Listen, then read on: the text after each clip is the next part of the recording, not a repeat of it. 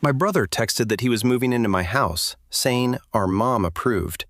I refused and called the police when he forced entry. Then he tried to push things further, so I got a permanent restraining order. It was not a question, not a request, just a statement. Kyle, we're moving in on Friday. Mom already agreed. Clean out the guest room. I stared at my phone for a solid minute. We're moving in. Not, can we crash for a bit? Not, would you mind helping us out? Just, we're moving in. Like my house was a hotel he'd already booked. Like I was staff. I sat up in bed, wide awake now, and read it again. Then, I scrolled up through our message history. The last text before this, 3 months ago, when he'd asked to borrow my truck and returned it with an empty gas tank and a dent in the bumper he swore was already there. Before that, 6 months, when he'd asked for money for car repairs, and I'd seen him post Instagram stories from a casino 2 days later. And now he was moving in with who? His girlfriend? His kids? A random collection of people he'd promised my spare room to? I called him. It rang once, twice. Voicemail, of course. I called again. Voicemail again. Third time, he picked up. Music blasting in the background. Voices. Laughter. Yo, what's up, Kyle? What the hell is this text? What text? He sounded genuinely confused. Like he'd sent it, forgotten about it, and moved on with his evening. The one about moving in on Friday. This Friday. Oh yeah, sick, right? Me and Brittany need a place for a few months. Mom said your guest room's just sitting empty anyway. Mom said? Yeah, she told me you'd be cool with it. I took a breath. Kyle, I never talked to Mom about this. Well, she said you did. Or she said she'd talk to you. I don't know, man. Point is, we need a spot, and you've got space. It's family. You're not going to say no. It's family. You're not going to say no. That phrase, the family weapon, the guilt bomb they'd been dropping on me my entire life. When Dad needed someone to co-sign a loan because his credit was trashed. Family. When my sister needed free babysitting every weekend because she deserved a break. Family. When Kyle wrecked his first car and needed someone to lie to the insurance company. Family. And now, apparently, family meant I was supposed to hand over my house. Kyle, I'm not running a halfway house. Whoa, harsh. We just need like 3 months. 4 tops.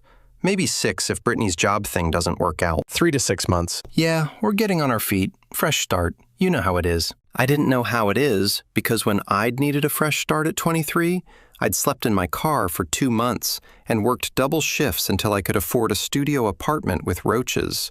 Nobody offered me a guest room. Kyle, you can't just move into my house. Why not? You live alone, you've got the space, and Mom already said, Mom doesn't live here. She doesn't get to make that decision. Silence then.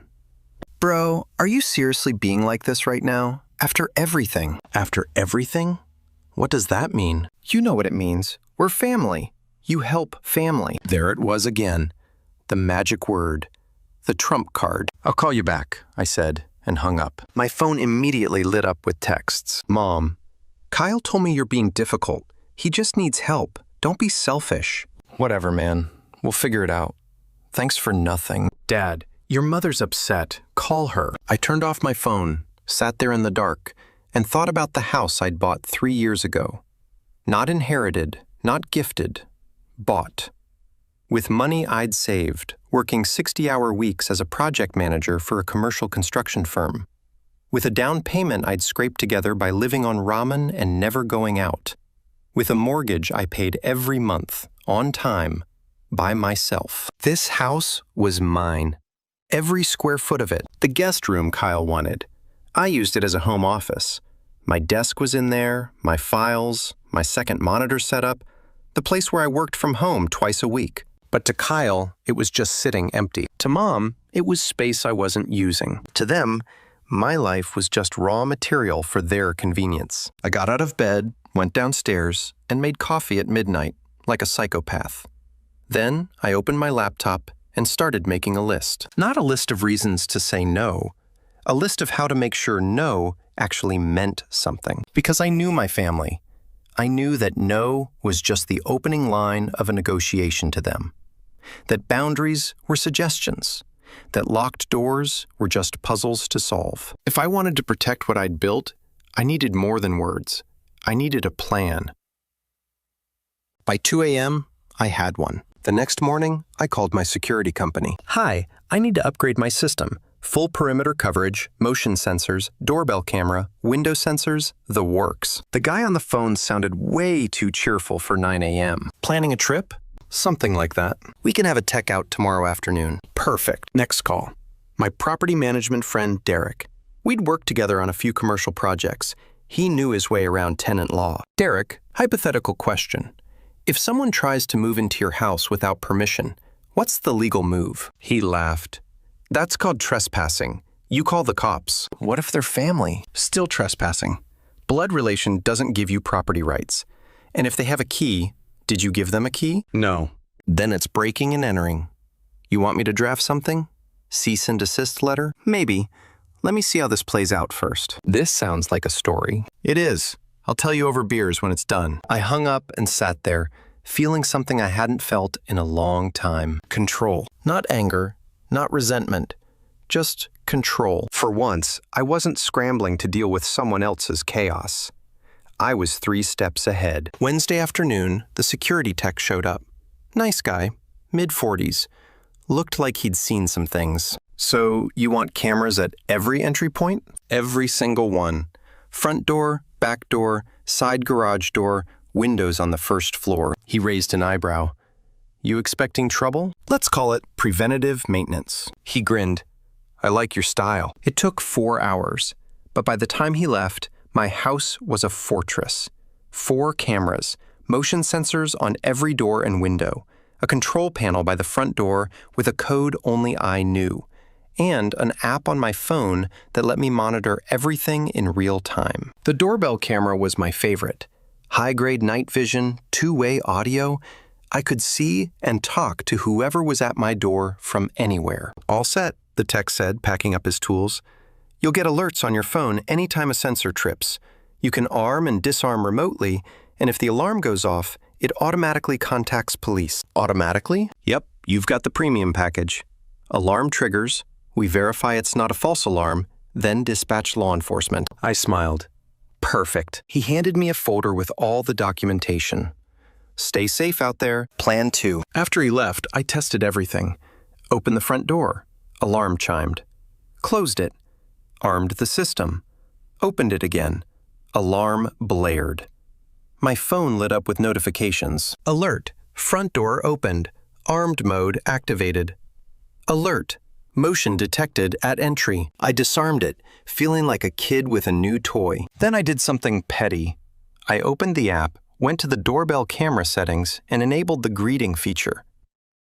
Now, anyone who approached my front door would hear a custom message. I recorded it. Hi, you've reached a private residence. If you don't have an appointment, please leave.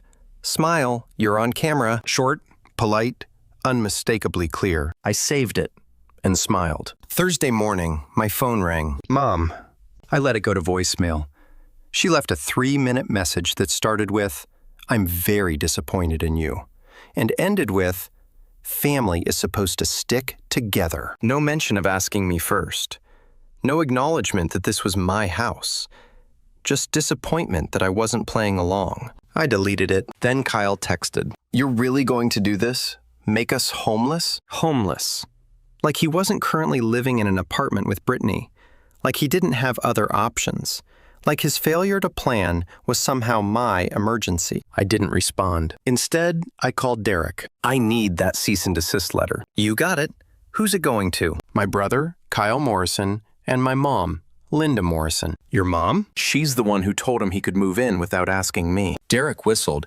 Family drama, my favorite. Can you make it official? Legal letterhead, the whole thing. Absolutely. I'll have it ready by tomorrow morning. Perfect. Email me a copy.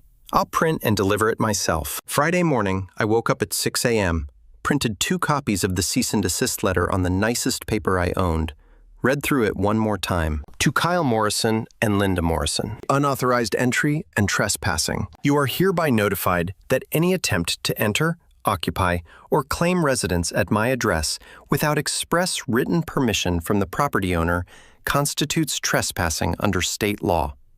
Any violation of this notice will result in immediate contact with law enforcement and potential criminal charges. This property is equipped with video surveillance and alarm systems. All attempts at unauthorized entry will be recorded and reported. It was beautiful. I put both copies in manila envelopes, addressed them, and set them by the door. Then I checked my phone. The app showed everything was quiet. No movement, no alerts. I armed the system, grabbed my laptop bag, and headed to work. But I didn't go to the office. I went to a coffee shop 3 blocks from my house, ordered a large cold brew, opened my laptop, and waited. Because according to Kyle's text, they were moving in today, Friday, and I wanted a front row seat to what happened when they tried. At 10:47 a.m., my phone buzzed. Alert. Motion detected at front door. I opened the Ring app. There they were, Kyle and Brittany standing on my porch. Kyle holding a duffel bag, Brittany with 2 suitcases. Behind them, a U-Haul truck in my driveway. I watched as Kyle reached for the doorbell, pressed it, and my custom greeting played through the speaker. Hi, you've reached a private residence. If you don't have an appointment, please leave. Smile. You're on camera. Kyle looked up at the camera, squinted, waved. Yo, it's me. Open up. I tapped the 2-way audio button. Kyle, you're not welcome here.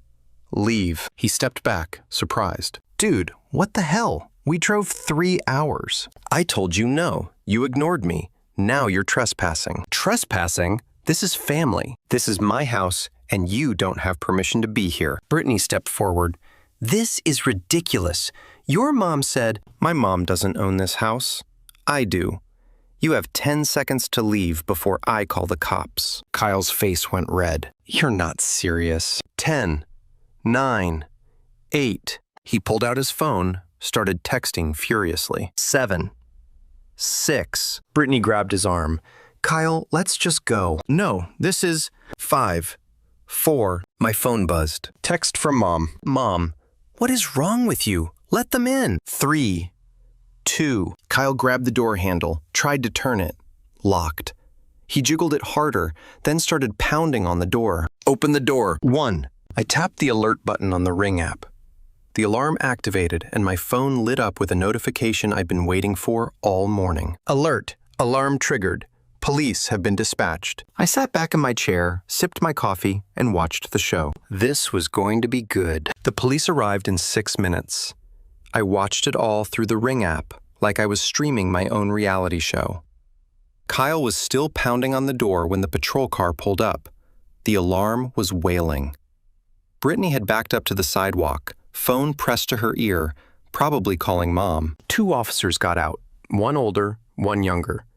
The older one looked tired, like this wasn't his first family dispute today. Sir, step away from the door, the older officer said. Kyle spun around. Finally, this guy locked us out of the house. This is your house? It's my brother's house, but we're supposed to be moving in. He said we could. The officer looked at his partner, then at Kyle. He said you could move in? Well, our mom said we could. Same thing. It's not the same thing. I grabbed my laptop, paid for my coffee, and headed back to my house. This was too good to miss in person. By the time I pulled into my driveway, the officers had Kyle and Brittany standing on the sidewalk. The U-Haul was blocking half the street. A neighbor across this way was watching from her window. I got out of my car, walked up calmly, and nodded at the officers. Afternoon. I'm the homeowner. The older officer turned to me. You called in the alarm? Technically, the system did, but yes, I authorized it. Kyle stepped forward. See, this is my brother. Tell them this is a misunderstanding. I looked at him, then at the officer. It's not a misunderstanding. They showed up without permission, tried to force entry, and refused to leave when asked. That's not what happened, Kyle shouted. I have video evidence, I said, pulling out my phone. Doorbell camera audio and video, time-stamped. Would you like to see it? The younger officer nodded. Please. I opened the Ring app, pulled up the footage from 20 minutes ago, showed them Kyle trying the door handle, pounding on it, shouting. The older officer watched in silence, then looked at Kyle. That's trespassing. But he's my brother. Doesn't matter. It's his property. He told you to leave. You refused. That's textbook trespassing. Brittany started crying. We drove 3 hours. We don't have anywhere to go. The officer's expression softened a fraction. Ma'am, I understand, but that's not a legal justification for entering someone else's home. Can you just talk to him? She pleaded, gesturing at me. He's being unreasonable. The officer turned to me. Do you want to press charges? Everyone went silent. Kyle's face went pale. Charges? Dude, come on. I looked at him, at Brittany, at the U-Haul full of their stuff. Part of me wanted to follow through, make a point they couldn't ignore. But I also knew pressing charges would turn this into a years-long family war. Every holiday, every phone call, every family member choosing sides. Not today, I said, but if they come back, I will. The officer nodded. Fair enough. Sir, ma'am, you need to leave now. Don't come back to this property without explicit permission from the owner. If you do, you will be arrested. Understand? Kyle opened his mouth, closed it. Yeah, good. Now move that truck. You're blocking traffic. The officers waited while Kyle and Brittany got in the U-Haul and drove away. No apology, no acknowledgement, just anger radiating off them like heat. After they left, the older officer handed me a card. If they come back, call us directly. Reference this incident number. He pointed to a number written on the back. We'll have it on file. Thank you. Get a restraining order if they keep bothering you, he added. Family or not, boundaries matter. I nodded. I will. They left. I stood there in my driveway, watching the street return to normal. My neighbor, Mrs. Chen, came out of her house. Mid-60s, retired teacher, made the best dumplings I'd ever had. Everything okay? She asked. Family drama. She nodded knowingly. The worst kind. You need anything, let me know. Thanks, Mrs. Chen. I went inside, disarmed the alarm, and sat down on my couch. My phone immediately started buzzing. Mom calling. I declined. Kyle texting. I blocked him. Brittany calling from a number I didn't recognize. Declined. Then a voicemail from Dad. I almost didn't listen, but curiosity won. Hey, it's Dad. Your mother's hysterical. Kyle called her crying. Said you called the cops on him? I don't know what's going on, but this is family. You need to fix this. Call me back. I deleted it. Then I called Derek. How'd the cease and desist go? He asked. Didn't need it. They showed up anyway. Tried to force their way in. I called the cops. Holy, did they arrest them? No, but I got it on camera. Officers told them it's trespassing. Nice. You want me to file for a restraining order? Not yet. Let's see if they get the message first. Smart. Keep that footage and document everything. If this escalates, you'll need it. Already on it. I hung up and opened my laptop. Created a folder labeled Kyle Incident. Saved the ring footage, screenshots of the texts, photos of the cease and desist letters, evidence, because I knew this wasn't over. An hour later, my doorbell rang. I pulled up the Ring app, expecting Kyle, but it was Mom standing on my porch in her church clothes, holding a casserole dish like she thought this was a social visit. I opened the two-way audio. Mom, now is not a good time. She looked directly at the camera. Let me in. We need to talk. There's nothing to talk about. You called the police on your brother. There's plenty to talk about. He tried to break into my house. He was trying to move in like I told him he could. You don't get to make that decision. Her face tightened. I'm your mother.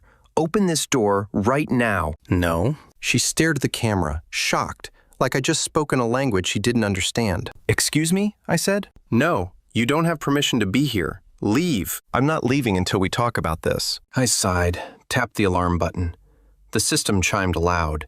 Mom jumped back. What is that? That's the alarm I'm about to activate. If you don't leave, you wouldn't. I just called the cops on Kyle.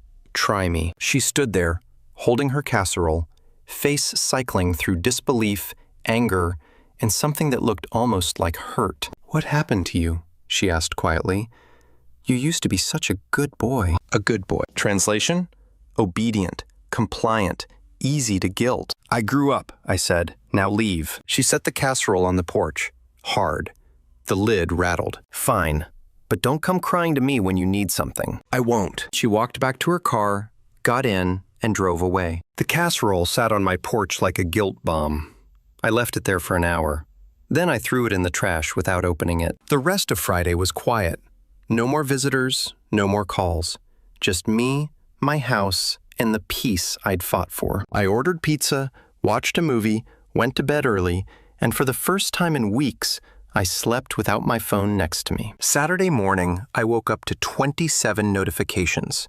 Texts, voicemails, Facebook messages, Instagram DMs. The family network had activated. Aunt Carol. Heard about the incident. Praying for you both. Wow, calling the cops on family. That's low. Uncle Rob. Your mom's devastated. Call her. Grandma. What's going on? Your mother won't stop crying. I read through them all, then archived every single one. No responses, no explanations, no justifications. They'd made up their minds without hearing my side. They always did. Around noon, my doorbell rang again. I checked the camera. Kyle. But this time, he wasn't alone. He'd brought reinforcements. Mom, Dad, Aunt Carol, and someone I didn't recognize. A woman in a blazer, holding a clipboard. I opened the audio. Kyle, I told you not to come back. Mom stepped forward. We're not leaving until you talk to us. We're family. You can't just shut us out. Watch me. Dad spoke up. Son, this has gone too far. We've brought a mediator. He gestured to the woman with the clipboard. She is a family counselor. She's agreed to help us work through this. A mediator. They brought a mediator to my house without asking me. I didn't agree to mediation, I said. Nancy smiled at the camera. Hi there. I understand there's been some conflict. I'm here to facilitate a productive conversation. I don't want a conversation. I want them to leave. That's exactly the kind of communication breakdown we can address, Nancy said, still smiling. There's no breakdown. I said no. They ignored me. End of story. Mom's voice cracked. Please, just let us in. 10 minutes. That's all we're asking. No? You're being ridiculous, Kyle shouted. All this over a stupid room? It's not about the room. It's about respect. Something you've never given me. Respect? You called the cops on me because you tried to break into my house. Dad held up his hands. Everyone calm down. This is exactly why we need to talk face to face. We're not doing this, I said. You have 10 seconds to leave or I'm calling the police again. Nancy looked concerned. Sir, I really think if we could just... 10, 9, 8. Mom started crying. Real tears this time. 7, 6. Dad's face hardened.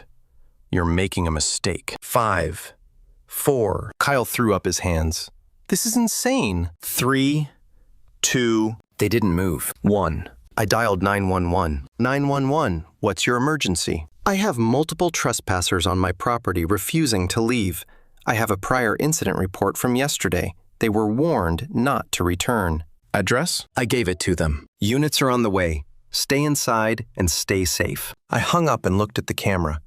They were all staring at the doorbell. At me. Police are coming, I said. You have 3 minutes to leave before they arrive and arrest all of you. Nancy backed away first.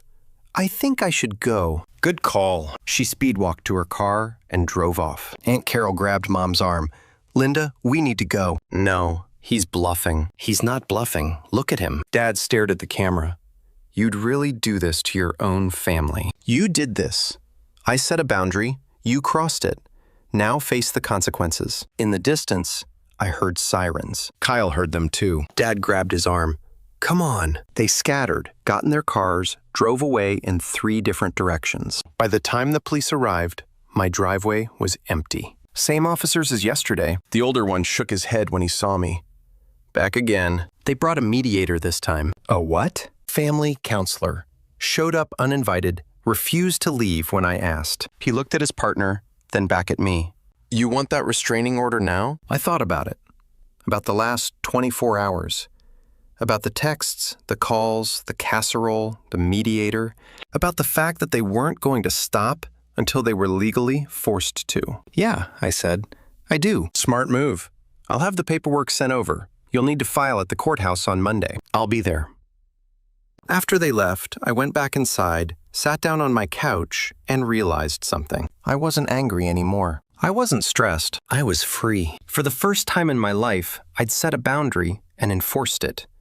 No guilt, no second guessing, no bending. Just a line in the sand. And they'd finally learned I meant it. My phone buzzed. One new text from a number I didn't recognize. I opened it. This is Brittany. I just wanted to say I'm sorry. Kyle told me you said yes. I didn't know. We found another place. Hope you're okay. I stared at the message. An apology. The only one I'd gotten. I typed back. Thanks. Good luck with everything. She replied immediately. You too. And for what it's worth, I think you were right.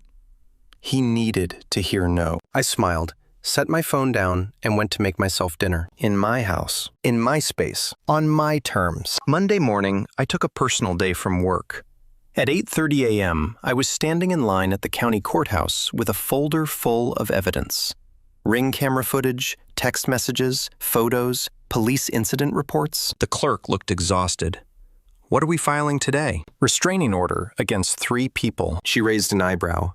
3? Brother, mother, father, family dispute. Something like that. I filled out the forms. Dates, times, incidents, every detail documented. By 10 a.m., I'd submitted everything. The clerk stamped it and handed me a case number. Temporary order is in effect immediately.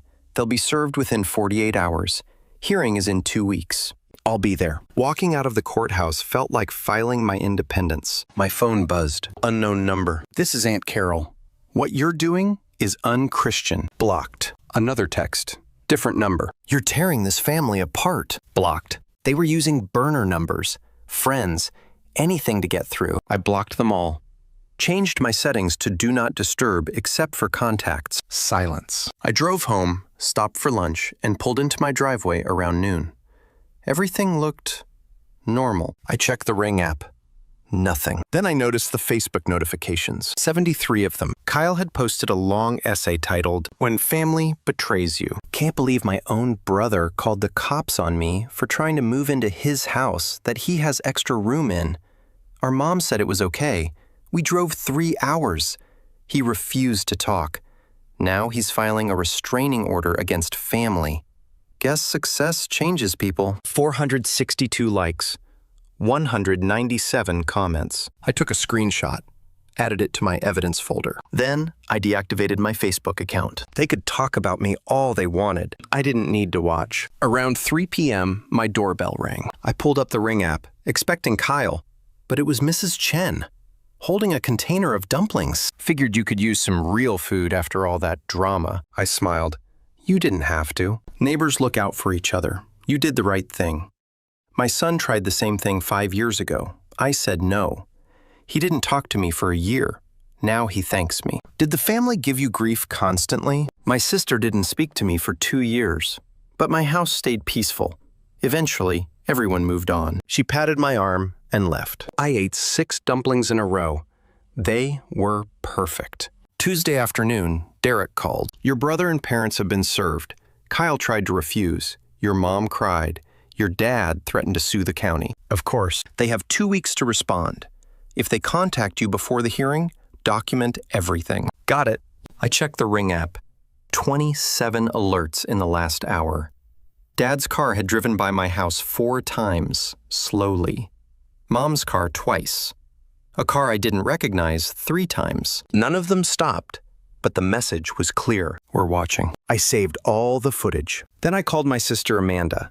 She picked up on the 3rd ring. Hey, I heard. From who? Everyone. Kyle's Facebook post.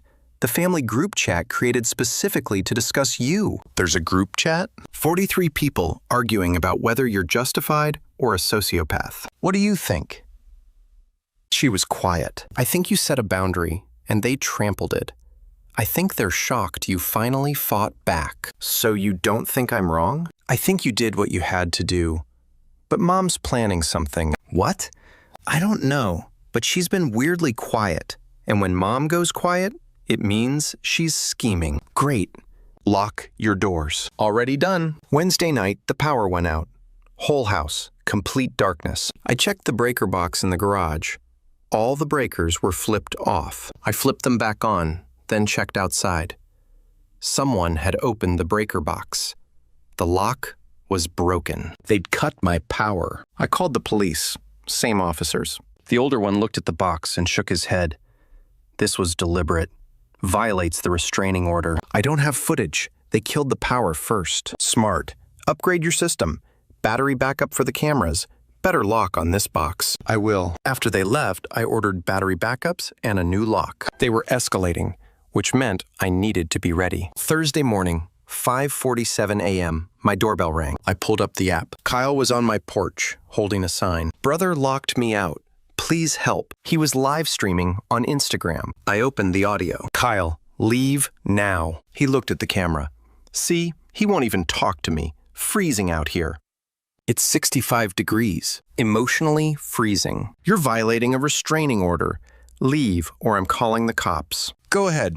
Show everyone what kind of person you are. So I did. I dialed 911 on camera. Trespasser on my property, violating a restraining order. Kyle's face went pale. Wait, you're serious? I gave the address. Officers are on the way. Kyle stood up, looked at his phone, at the comments flooding in. Then he ran down my driveway, got into his car, and drove away. I saved the footage. He just handed me evidence to make the restraining order permanent. Friday morning, I got an email from Derek. Subject, you're going to want to see this. A screenshot of the family group chat. Mom, we need to get into that house. Find something we can use. The lawyer said we need proof he's unstable. What if we just go in when he's not home? Aunt Carol, that's breaking and entering. Not if Mom has a key. Mom, I don't have a key. Can we make one? I stared at the screen. They were planning to break in. I forwarded it to the police, to Derek, added it to my folder. Then I installed cameras inside my house.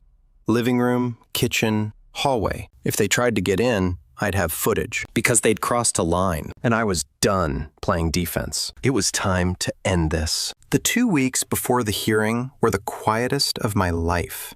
No visitors, no drive-bys, no broken locks, just silence. The kind that made you wonder if the storm had passed, or if they were just regrouping. I spent the time preparing, organizing evidence, printing documents, rehearsing what I'd say to the judge. Derek helped me structure everything into a timeline. Dates, incidents, violations. It read like a crime log. This is airtight, he said over the phone. They don't have a defense. They'll find one. They always do. Not this time. You have video, police reports, witness statements, their own group chat planning a break-in. The judge will see right through them. I hoped he was right. The hearing was scheduled for 9 a.m. on a Thursday. I got there 30 minutes early. Sat in the hallway outside the courtroom with my folder, going over everything one more time. At 8:50, they arrived. Mom, Dad, Kyle, and a lawyer in a cheap suit who looked like he'd rather be anywhere else. They saw me. Mom's face crumpled. Dad looked away. Kyle stared at me like I'd personally betrayed him. I didn't react, just sat there, waiting. The bailiff called us in at 9:05. The courtroom was smaller than I expected. Judge Martinez sat at the bench, reading through files. She was in her 50s, sharp eyes, no-nonsense expression. Case number 248847. Petitioner seeking permanent restraining order against Kyle Morrison, Linda Morrison, and Robert Morrison. Is the petitioner present? I stood. Yes, Your Honor. Are the respondents present? Their lawyer stood. Yes, Your Honor. We're here to contest the order. Judge Martinez looked at him. On what grounds? Family dispute, Your Honor. Misunderstanding that escalated. My clients are willing to participate in mediation and counseling. Mediation was already attempted, I said, without my consent, at my home while I had a temporary restraining order in place. The judge raised an eyebrow. Is that true? The lawyer shifted. My clients were attempting to resolve the conflict by showing up uninvited to the petitioner's home with a mediator after being served a restraining order. They were acting in good faith. Good faith doesn't override a court order. She looked at me. Present your evidence. I handed the bailiff my folder. He passed it to the judge. She flipped through it. Video stills, text messages, police reports, the group chat screenshot. Her expression didn't change, but I saw her pause on the group chat. Mr. Morrison, she said, looking at Kyle, did you write this message? What if we just go in when he's not home? Kyle's lawyer spoke. Your Honor, that was taken out of context. What context makes planning to break into someone's home acceptable? Silence. The judge looked at Mom. Mrs. Morrison, did you tell your son he could move into the petitioner's home? Mom nodded. I thought it would be fine. He's family. He has space. Did the petitioner agree to this arrangement? Well, no, but... Then it wasn't fine. She looked at Dad. Mr. Morrison, were you present when the breaker box was vandalized? I don't know anything about that, Dad said quickly. The police report indicates your vehicle was seen near the property multiple times that evening. I was just driving by. 4 times? Dad didn't answer. Judge Martinez closed the folder, looked at all of us. I'm granting the permanent restraining order. All 3 respondents are to maintain a distance of at least 500 feet from the petitioner, his residence, and his workplace. No contact, no third-party contact, no social media posts about the petitioner. Violation will result in arrest and contempt charges. Mom started crying. This is our son. You're saying we can't even talk to our own son? I'm saying you repeatedly violated his boundaries, trespassed on his property, vandalized his utilities, and planned to break into his home. Those are crimes, Mrs. Morrison. The restraining order is the least severe consequence you could face. Family doesn't exempt you from the law. She banged the gavel. Order is permanent. This hearing is adjourned. I stood there, letting it sink in. It was over. Really over. Their lawyer packed up quickly, mumbled something to them about not making it worse. Mom tried to approach me. The bailiff stepped between us. Ma'am, the order is in effect immediately. She stopped, looked at me with tears streaming down her face. I hope you're happy, she said. I didn't respond. Because I wasn't happy. I wasn't sad. I wasn't angry. I was just free. I walked out of the courthouse into the parking lot. Derek was waiting by my car. How'd it go? Permanent order, 500 feet, no contact. He grinned.